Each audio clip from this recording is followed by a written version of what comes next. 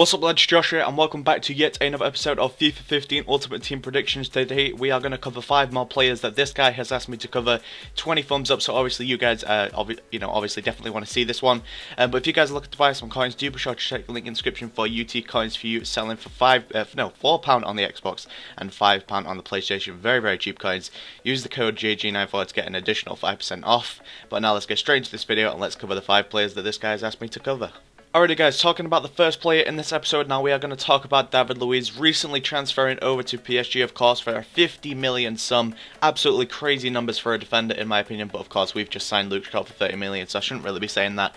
But you know, David Luiz, I actually didn't expect him to move over to PSG. I thought he was going to stay at Chelsea for a few more years, but he's obviously stunned everybody and he's gone over to PSG now, so we won't get to see too much of him, of course, because, well, some people will because they watch that league and some people won't because they don't. But anyway, let's get straight into his stats. +1 pace, +1 shooting, +0 passing and dribbling, +1 defending and heading. And I think we're actually going to bump up his weak foot because I think it was 3-star on FIFA 14. So we're going to bump that up to 4-star weak foot because a lot of people were saying that he even deserves 5-star weak foot. But I thought that was going a little bit too far. So 4-star weak foot, and going to give him an 83 rated overall, and he would be a perfect link, of course, with Thiago Silva, so he is going to be absolutely insane on FIFA 15.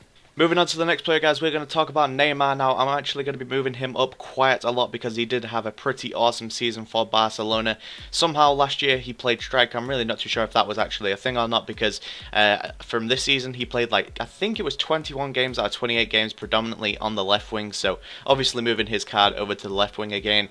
He played 28 games this season, 13 goals and 11 assists. Pretty decent record for Barcelona, his first year at Barcelona, sorry.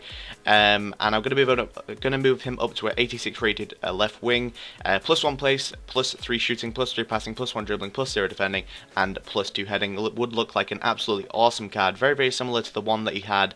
I think it was on FIFA 13 where he was on the left side, and yeah, I think it was 87 rated, 86 rated, 88 rated. I'm really not too sure, but it was something similar, and he was an absolutely awesome card to use. He was one of my favorite on FIFA 13, and of course keeping that 5-star weak foot and skill moves. Moving on to the next player, guys, we're going to talk about the second goalkeeper ever in this series, and it is going to be Manuel Neuer. I think the first one we talked about was Mignolet, and didn't really change too much about him because I'm not really too sure how to judge a goalkeeper. There's not too many stats to look at, but he did play 43 games for Bayern Munich this season, which obviously tells me that he has played, predominantly the most games, so obviously he's been doing something right. But just watching him against Germany yesterday against Algeria, how many times did he come out of his box? So this is probably going to be a lot of changes because of that game normally. But anyway, let's get straight into the stats. But I'm going to increase him to 87 rated overall. I think he does deserve that. I was going to I was really tempted to go to 88, but I thought that was a little bit too high for him. But +2 diving, +2 handling, +0 kicking, +3 reflex, +6 speed, and +2 positioning, keeping his weak foot and skill moves the same. And of course, the main reason for these changes, that speed one, now a lot of people are probably going to say, why have you increased it so much? But how quick was he yesterday against Algeria? I mean, obviously it's for his country, but I mean that speed is not going to change if he was to do it again for Bayern Munich. So I thought that was a cool change to make because I mean he is so quick to get out of his box. I feel like he deserves most of these changes.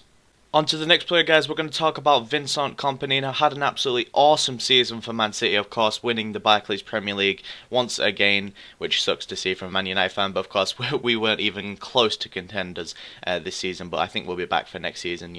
Obviously already making a lot of good signings, sorry. But let's get straight into, of course, the stats for Kompany. We're going to change him up to an 87 rated centre-back. I feel that's what he deserves after having an absolutely awesome season for Man City, truly helping them out at the back every single game. +2 pace, +1 shooting, +1 passing, +2 dribbling, +1 defending, and +3 heading. Looks like an absolutely very OP card, to be honest, on FIFA 15, if that's what it looks like on the right.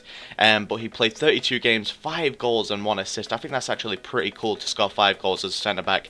I think most of them, of course, did come from heading, so that is the main reason for the +3 heading increase. And moving on to the final player of this episode, guys, we are going to talk about Hulk, currently playing in the World Cup, having a pretty decent World Cup at that, not the best, of course, but, for his stats, we're actually going to move it up to an 85 rated right wing. He had, I think he got 2 informs or 1 inform and a team of the season for this FIFA, so he obviously played very, very well in terms of, EA thinking that he played well, but he actually played 31 games, 21 goals and 8 assists, absolutely fantastic record in my opinion for a right wing to get that many goals. Is quite unseen, to be honest, only in sort of the big leagues, so you don't really tend to see it in the Russian league. But anyway, let's get straight into his stat increases. We're going to give his, keep his pace the same at 86. I feel that's what he deserves. No, no decrease, no upgrade. But +2 shooting, +1 passing, and +2 dribbling, and keeping his defending and heading the same.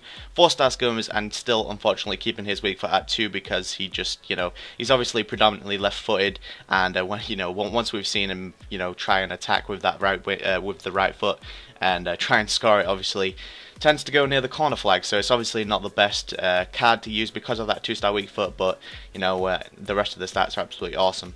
Anyways, guys, that has been it for yet another episode of FIFA 15 Ultimate Team Predictions. Hopefully you have enjoyed the 5 predictions for today. Comment down below 5 players for the next episode, and let me know what you think of the new thumbnail. I've obviously tried to change it around a little bit to avoid spoilers in the thumbnail, because that is what the majority of people have been asking me to do. Get rid of the stats, of course, in the thumbnail, and try and get rid of the ratings. And this is probably the best I could do, so hopefully you guys don't mind it. If you'd like me to revert back to the old style and obviously just keep the spoilers in there because it looks like a better thumbnail, just leave that in the comments. And yeah, apart from that, guys, thank you guys for watching. Follow me on Twitter at @Chicken94. Like the video if you did enjoy it. Let's hit 300 again. That would be absolutely awesome. Support recently has been terrific, and it really has been motivating me to try and get one of these out at least every 2 days. So thank you guys for that. And apart from that, thank you guys for watching, and I'll see you guys soon. Peace.